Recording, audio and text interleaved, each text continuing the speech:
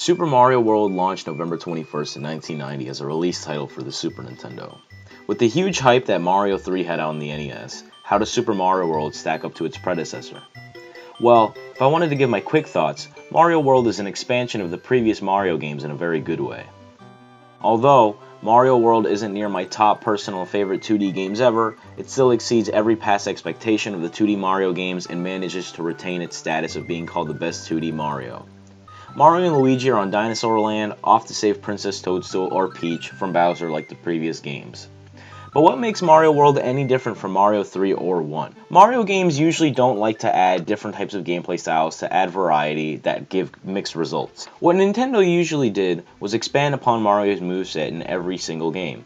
As in the previous games, Mario only had to jump on enemies to take them out, and in Mario 3 you got the addition of sliding on certain slopes. But in Mario World, Mario can easily pick up blocks, switches, Koopa shells, and many other things for secret levels.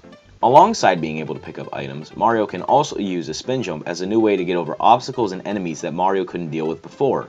These new abilities given to Mario enhance the gameplay tremendously and lets the player determine how they want to play and approach certain enemies and level design. Throwing a shell at a block could reveal a mushroom or an extra life. To accommodate for Mario's new moves, Nintendo made sure people have a keen eye when playing the game as every level is marked differently.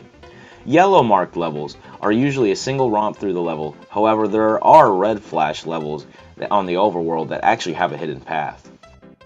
This is where the beauty of Mario World starts to kick in, mainly because Mario World, while being a sequel to Mario 3, is very open about how the player approaches the levels. The cape, for instance, could be used to gain massive heights, and because of such, within the second island it's possible to beat the game within 15 or so minutes. This is also Yoshi's first introduction to the Mario franchise, and he provides incredibly useful as he feels like an extension of Mario's abilities rather than a forced and tacked on gameplay mechanic.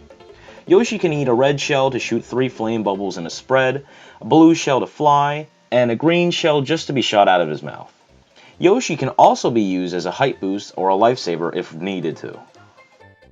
The further you go into the game, there are new mechanics that pop up, such as the Switch Palaces, which incentivize replaying older levels to see if there's any hidden secrets. While the levels are still mostly linear, having these non-intrusive explorative secrets provide a layer of depth not seen in the previous and even possibly newer 2D Mario games. Super Mario World is perfect because of that, since any player is allowed to play the game however they want, whether it be getting a blue Yoshi to fly through the entire level, or having the player platform through the levels as they would with any other Mario game. But what holds Mario World back for me? Personally, Mario World doesn't have too many issues, although I have some nitpicky complaints. One of them is that Mario feels a little too heavy when he jumps, and he starts running too slow. I also don't really like that the lives reset after you return to the game. Not that the game is hard and lives are absolutely needed, but it's just kind of annoying to build up more than 100 lives, and then when you return to the game, it's back to 3. Another nitpicky thing, I guess, is that I don't like Mario being reverted to Small Mario after getting hit once, regardless whether he has a cape or a fire flower, whereas in Mario 3, he had 2 hits if he had a fire flower. They fixed this issue in the GBA port, but that's a different story entirely. Lastly, the game to me just isn't that difficult, but I guess that's just natural after playing it for so long. Mario World is a very great game for any type of person who wants to be having a casual, simple time with platformers, and that's the beauty of it. The game knows its strengths without having too many weaknesses and allows every level of skill to be played however they want to without worrying about difficulty, since the game's difficulty curve is amazingly paced. Hidden secret levels and the things to do even after beating the game lead it to being a memorable experience and leaves many memories to me personally.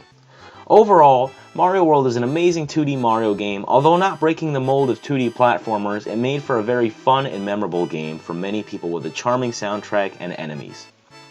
If you haven't played one of the best 2D Marios to this date, I highly recommend you at least give it a try and see if it's worth your while. As for me, I'll just play it whenever I want to have a fun time playing 2D Mario.